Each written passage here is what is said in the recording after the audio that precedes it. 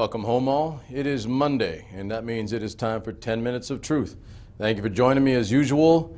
It's been a crazy busy week, crazy busy weekend, and I have a feeling sneaking, not quite obvious, but sneaking suspicion, it's going to be a crazy 98 days left to go, and you know where that is. So 10 Minutes of Truth.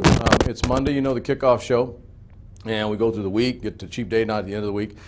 I had some very, very good positive responses for mixing things up a little bit last week, and we did a show that was, you know, quite unique for things that I do.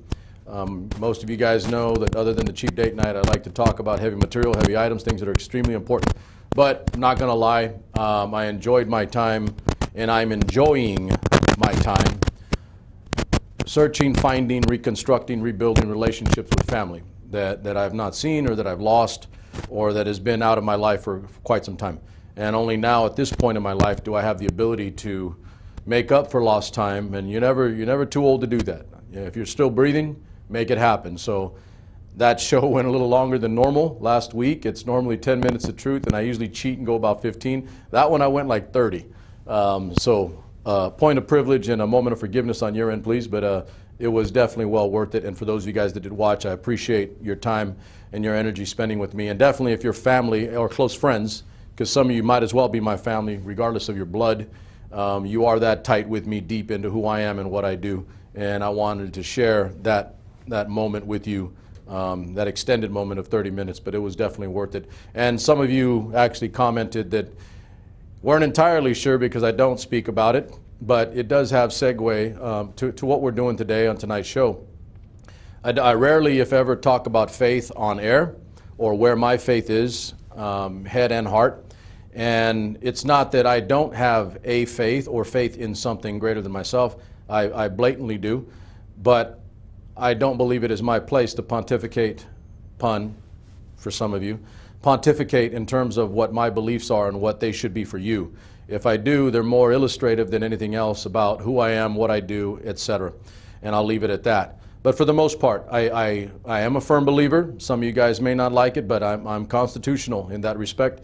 I do believe in a separation of church and state. You can interpret that as you see fit or how you want, but I absolutely believe there are things that are inviolate within the body in the context of the Constitution and that are essential and integral portions of what this country was founded as by the people that founded this country, the founding fathers. Segue. We will be discussing that concept or that thought tonight in a quick, and we're going to keep it at around 10 minutes.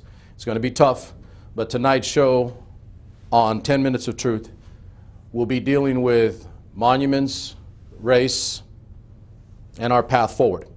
And I hope before we're done this evening in a short, abbreviated manner that you will understand that there is a path forward. There is a path forward. As much as you hear from left, right, conservative, liberal, Republican, Democrat, and just people trying to bust us up and divide us, as much as you hear that, there is a path forward. There always has been, there always will be, if we choose to navigate it in a way that's beneficial for everyone. If we continue to move down the course that we are, and again, not monolithically by any means, because I'm not there, and I know most of the people that I'm around are not there, we don't just simply accept one thing as the gospel, black and white, another pun for you, black and white, gospel. See all the puns flying? They're all over the place. We might as well punt. Football reference. There you go. I'm going to give you another one. So what we're doing tonight is we're going to talk about those issues and those things in a short, again, abbreviated manner. I'm tired of hearing about, oh, well, there are these things and they want to knock these statues down and they must not love our country. Garbage. All right? Does that mean that we tear down every statue and monument known to man or woman? Another pun. I'm on pun fire tonight. So, no, that absolutely does not mean you do all of the above. So we're going to walk through the process here. So I'm going to give you something tonight that you will not see anywhere else, and definitely not in a 10-minute fashion, and definitely not in a 10-minute format. I'm going to give you a path forward that's reasoned, that's rational, that's logical, and that it's serious going forward on how we stay together as a country, as a people. All right? Think about that for a second. Why would we want that, right? Yeah. Because the way things are going right now, the forces that are actively working to pull us apart and separate us and fray this American fabric are going to do whatever the hell it takes to move people into opposing camps. I'm going to do whatever the hell it takes to keep us in one camp. Now, I may succeed, I may fail, but you can bet your sweet ass you know I'm going to try. And I want to make sure I'm crystal clear about that. I will try for the next 98 days. And some of you may say, well, you're too far left, you're too far right on a variety of issues. You may not like some things I say about the president or a party. I really don't give a damn, because my direction has always been true north, and it does not deviate, ladies and gentlemen, will not deviate.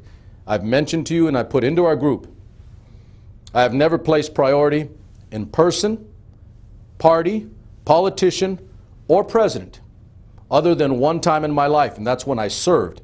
And I had no choice, because that was the oath I took, swore, and a piece of paper that I signed. But since then, again, I have never sworn allegiance or held obedience and blind trust in person, politician, party, or any president. Any. And those are words to live by. If you can do that, that means you're placing your faith, your trust, and your loyalty in Constitution and the principles upon which the country was founded. And most importantly, in the people that make this thing up. Because underlying it all, people remain, individuals come and go. Place your loyalties there. It's a good way to go forward. And that is in the spirit of what I'm going to speak about tonight. All right, let's get down to business. Senor KP, first image, please. This gentleman over my shoulder here is General Robert E. Lee. He is one of the most significant and brilliant tactical and technical military minds in our nation's history. See what I'm doing with you? Stay with me now. Come on now. Come over to the brown side. Stay with me. That is a statement based on fact and academic, scientific observation. General Lee was first in his class at West Point at a time where we were turning out and cranking out some extremely talented commanders on the military side, okay, in the military, in the Army in particular, West Point. Okay, he was first in his class. That means he was the best of the best of the best, and still considered one of the best West Point cadets that we've ever had at the institution. Now, why am I showing him? Because Robert E. Lee now is being pulled down all over the country. So where am I going to go with that? Where does Supermex stand? Where do I fit? What do I say? It's real simple, and I'm going to make it 100% and unequivocal clear. Robert E. Lee was a traitor to his country. Repita, por favor. Robert E. Lee was a traitor to his country. The Confederacy? Oh, absolutely not. He was the commander in charge of all Confederate forces. But he was a traitor to the United States of America. And even though I can respect and read, study his technical and tactical proficiency, I have absolutely no trouble whatsoever, ladies and gentlemen, saying that this particular gentleman was a traitor to his country. Because if he had succeeded, this country would no longer exist, and we'd be living in a time of slavery even today. And who knows what would be with my little brown butt? Maybe I'd be a slave too. You do not know. I do not know. But I'm damn sure happy that we never had to find out. So let me make sure and let me back it up. Back it up. One more time. One of the most brilliant West Point cadets that this country has ever seen. Okay? But a traitor to this country. And so when people ask me about whether I think we should have issue with General Robert E. Lee and any other Confederate general having their statues pulled down or their names removed, I have absolutely no problem whatsoever. They were traitors to their country. Make sure we're clear there. They were traitors to this country. And if you love this country, you should have no problem and no issue affirming the same. I'll go on record and state, it was brought up recently because it isn't just the monuments, right? What about the posts and bases named after Confederate generals, some of which I served on? Fort Benning. I was actually at Fort Polk when I finished. Those are all named after Confederate personnel. And they're still there. And I can tell you right now, they're probably going to get renamed because even the United States Army has no problem with doing so. One in particular, and I thought this was kind of cool, Fort Polk. Why not rename Fort Polk Fort Honore? Yeah, some of you guys that know me and you know me a little bit, you know what I'm talking about. General, retired Russell Honore is my former commander. And he's been vocal and out front about our response and our lack of response to the pandemic and the loss of lives, because all he does is give a damn about American life. He doesn't care about parties. He's apolitical. He cares about American life. He gave 37 years to this country in combat and everything else. Served with distinction. Was the man who came in and cleaned up the Hurricane Katrina mess during the Bush years and saved lives. Yeah, remove Fort Polk. Let's call it General Honore, because he never turned his back on his country. He did nothing but save lives for this country. So let me walk forward now. So that's General Robert E. Lee. You know where I stand. He was a traitor to this country. I can give a damn less if they remove his statues or his name. Now, what does that mean? Does it mean we should not know who he was entirely? Absolutely not. Now, here's the caveat. Watch this now. This is what I'm doing to you. Those of you on the left are saying, yeah, I like what he's saying so far. You may not like the next part, but it's still true, it's still rational, it's still reasoned, and it's logical. Does that mean we uniformly and monolithically just decide to never read about or know about Robert E. Lee? Absolutely not. Clear? Why? Because he was a part of this nation's history, good or bad. You don't remove the good and the bad entirely. Simple formula, simple concept, simple in application or difficult in application. Remove the bad, keep the good. Read about what he was, who he was, etc. Idolize him, make him a monument? No, don't need to. Study, learn? Absolutely. And a lucid mind with intellectual capability can do so, ladies and gentlemen. Stop taking the intellectually lazy damn way out. You understand? That's intellectually lazy. Make it one or the other, black or white. See what I'm doing to you now? Come back here. Come back to brown. There you go. You know, come back to brown. It's a good place in here. Yeah. Stop in the middle. Next image, KP. There you go. That is the Washington Monument. Should we remove this one? I don't think so. See how that works? It's real easy. It's real easy. I don't think so. Washington Monument. Oh, but wait a minute. Hold on a second. Hold on a minute. Wait with me. Work with me now. Work with me. He was a slaveholder. Oh, yeah. Damn. How do we navigate those waters? Maybe we should cross the Delaware in the middle of the night. You're getting history lessons tonight, ladies and gentlemen. Cross the Delaware in the middle of the night because that guy did that, and if he hadn't have done that, this country wouldn't exist. See how that works? Yeah. I don't need my eyebrow to go up like Spock to tell you that. See how that works? If General Washington, soon and later to be President Washington, had not done what he did, we would not have a country. We would not exist. And those of you bitching and complaining and moaning about all the things that the Founding Fathers were not, would have not a damn thing to bitch, complain, and moan about, because you wouldn't be here either. You'd be in some other country, being beaten down, torn apart, put in jail for opening your damn mouth because you have no freedom of speech. Ooh, we're on it tonight, right? You don't know where it's going, left or right. Hell, I don't either. Let's get on for the right. Watch, see how that works? Let's go for the right. This is going all over the place, but it's all true. Is it not? If George Washington doesn't do his thing, this country doesn't exist.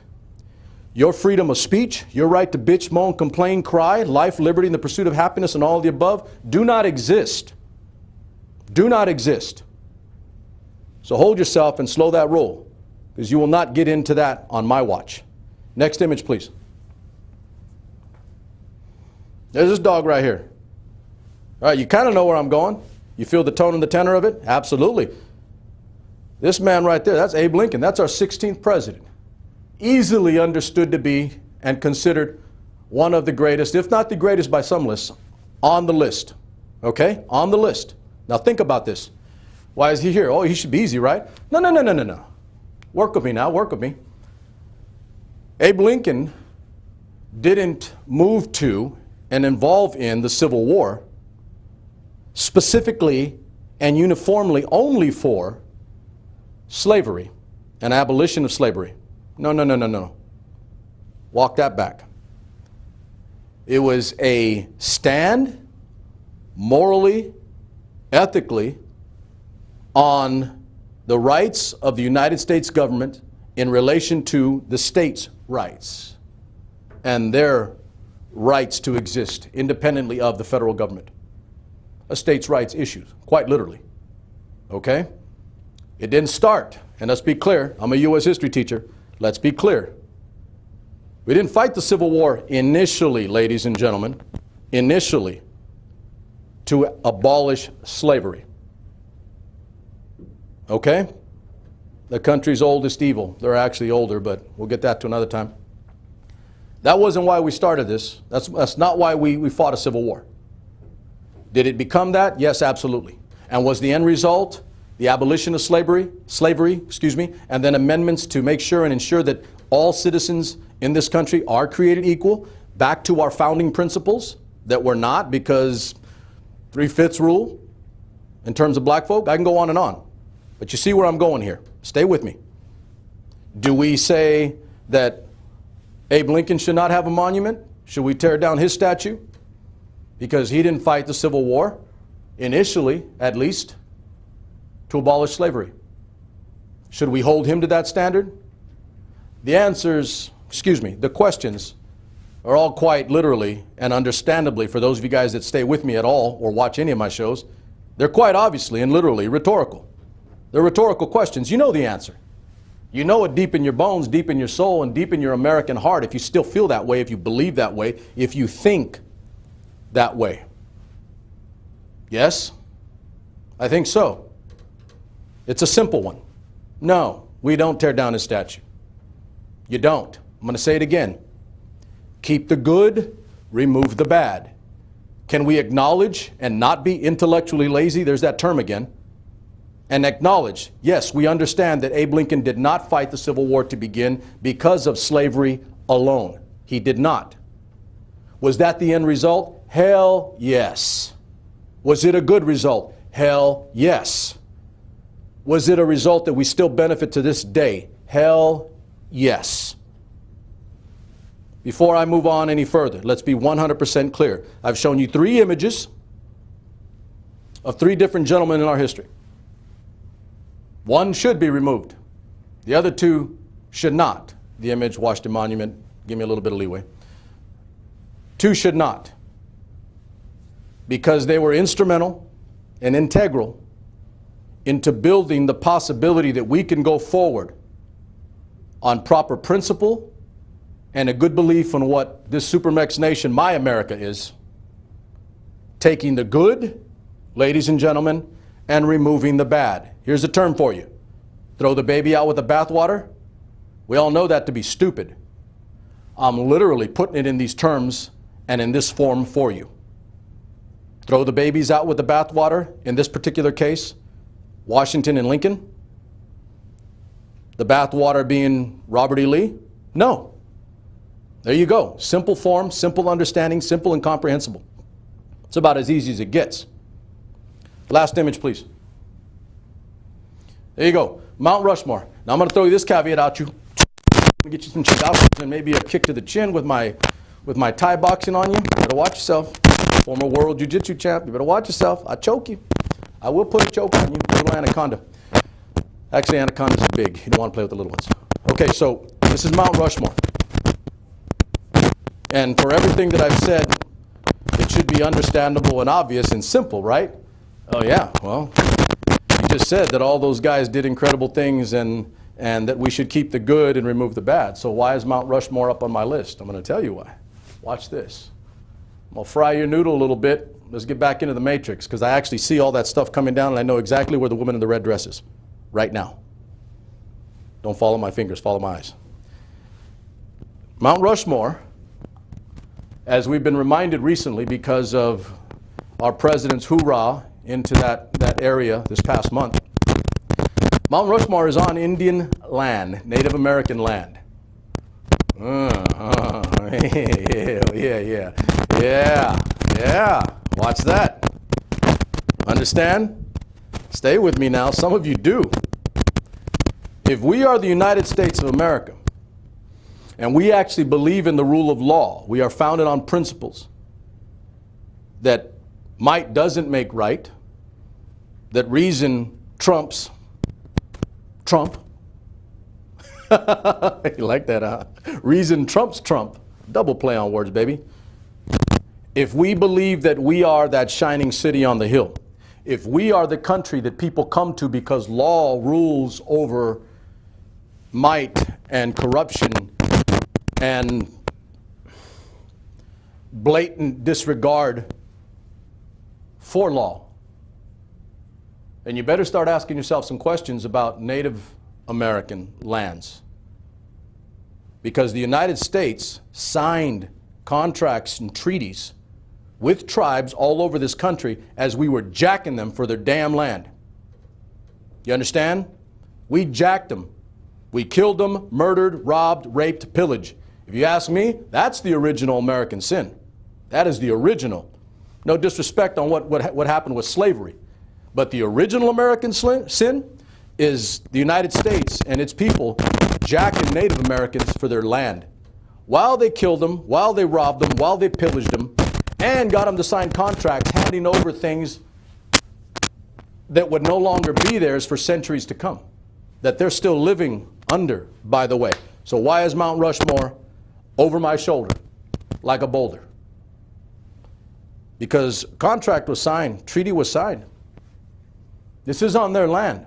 This is on Native American land.